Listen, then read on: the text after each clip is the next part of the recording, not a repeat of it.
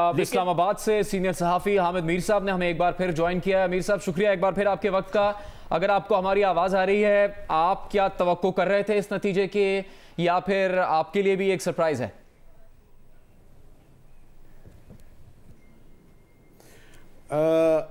जुनैद साहब, मेरे गवाह जो है वो इरशाद भट्टी साहब हैं, क्योंकि जब मैं आपके साथ बैठा हुआ था तो मुझे बार बार कुछ मैसेजेस आ रहे थी, कुछ कॉल्स आ रही थी। आपने देखा होगा, मैं वो कॉल सुन भी रहा था। जी। तो फिर इसीलिए मैं दरमियान में उठ के गया भी था, और जब मैं गया तो फिर मैंने आसिफ जरदारी साहब से बात की। मैंने उनको बताया कि जी मेरी इन्फॉर्मेशन जो है वो ये है कि गिलानी साहब जीत रहे हैं, और जो जैन कुरैशी साहब हैं जो मीर साहब, आप कह रहे हैं कि आपकी साबिक सदर आसिफ अली जरदारी से फोन पर बात हुई इस बारे में?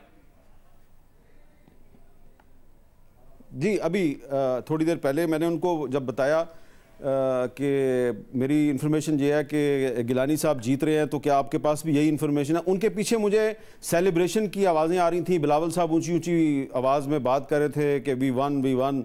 रुखसाना बंगश की आवाज़ें आ रही थी, और लोग थे।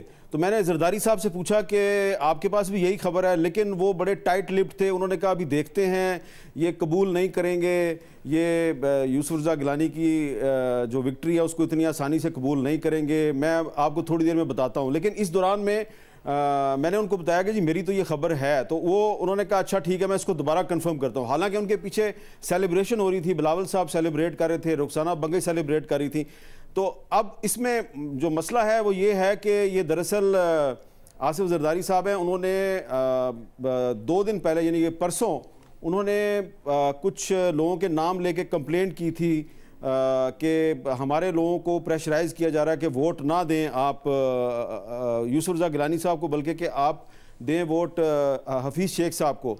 लेकिन अब जो रिज़ल्ट आया है, मैं नहीं समझता कि यूसुफ रज़ा गिलानी साहब जीत तो गए हैं, और इसके नतीजे में फौरी तौर पे चेयरमैन सेनेट का उनको मैं उम्मीदवार इसलिए नहीं कहूँगा कि रेजिस्टेंस बहुत ज़्यादा होगी। बन तो सकते हैं वो, अगर उनकी अक्सरियत है, लेकिन रेजिस्टेंस बहुत ज़्यादा होगी। और तहरीक इंसाफ जो है उसने जो ये स्टिंग ऑपरेशन किए थे, जो मैं बार बार आपको कह रहा था कि 3 MNAs जो हैं वो कराची के उनके पास भेजे गए थे, वो इसी मकसद के लिए भेजे गए थे कि कोई सबूत हासिल किया जाए। इसी तरह के मैं अब आपको बता देता हूँ कि इसी तरह के 2 MNA जो हैं वो आसिफ जरदारी साहब के पास भी आए थे, और उन्होंने उनसे बराह रास्त जब पैसों का तकाजा किया तो जरदारी साहब उठ के चले गए।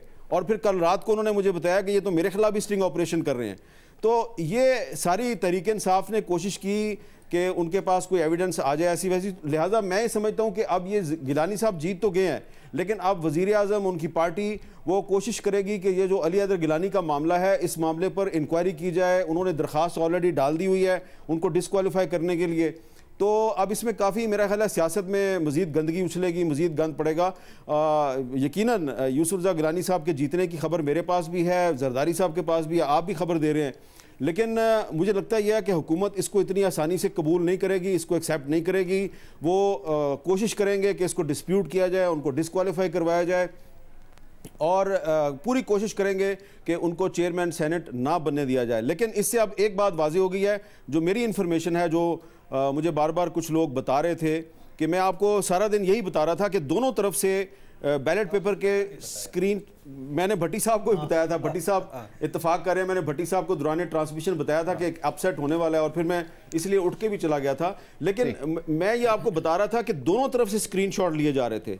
ऑपोजिशन भी ले रही थी, गवर्नमेंट भी ले रही थी, और ऑपोजिशन जो है वो बोल नहीं रही थी, बता नहीं रही थी। मुस्लिम लीग नून को नहीं पता था क्या हो रहा है, लेकिन पीपल्स पार्टी को पता था कि क्या हो रहा है। तो अब गिलानी साहब जीत तो गए हैं।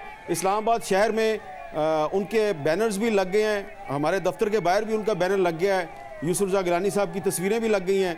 तो ये इसका मतलब है कि कुछ लोगों को पहले से पता था कि ऐसा होगा। ठीक है। लेकिन मैं दोबारा आपको कह रहा हूं कि पाकिस्तान तहरीक इंसाफ की क़यादत और वज़ीर आज़म इमरान खान साहब इसको इतनी आसानी से इसको कबूल नहीं करेंगे। जो आप बार बार कह रहे थे कि क्या हुकूमत और अपोजिशन मिलकर इलेक्ट्रल रिफॉर्म्स की तरफ जा सकते हैं, मेरे ख्याल से जा सकते हैं कि अगर आज इमरान खान साहब बड़े दिल का मुजाहरा करते हुए गिलानी साहब की जो विक्ट्री है उसको एक्सेप्ट कर लें। लेकिन मुझे नहीं लगता वो एक्सेप्ट करेंगे, वो कहेंगे ये हॉर्स ट्रेडिंग हुई है। काफ़ी दिलचस्प बातें आपने बताई हैं हामिद मीर साहब।